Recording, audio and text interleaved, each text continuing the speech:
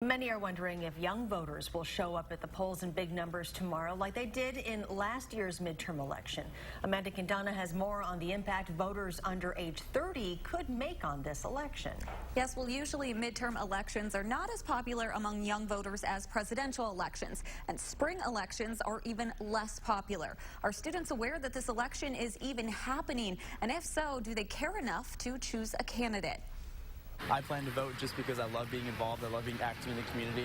For UW-Madison political science student Kyle Casey, whether he's voting tomorrow isn't even a question.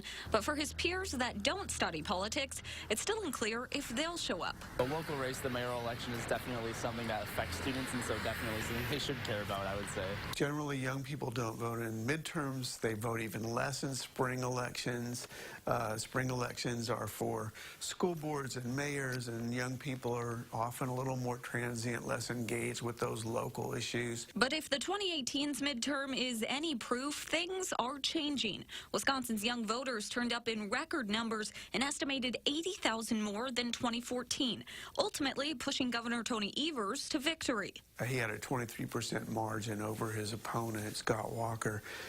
In the 2014 election, the Democrat Mary Burke only had a 4% margin.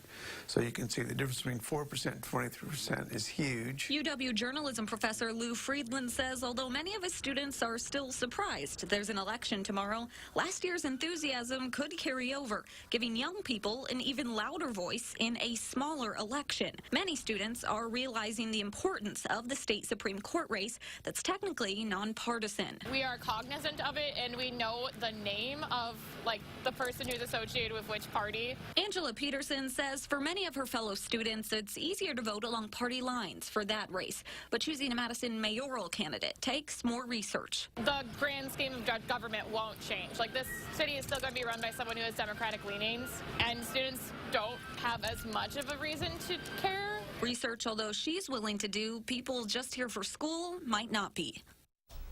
Groups trying to encourage more young voters are making their final push tonight. Next Gen volunteers who tend to lean left are canvassing off-campus apartments, making sure students have plans to vote tomorrow. The college Republicans are doing the same, trying to convince people to support Judge Brian Hagedorn. Amanda, thank you.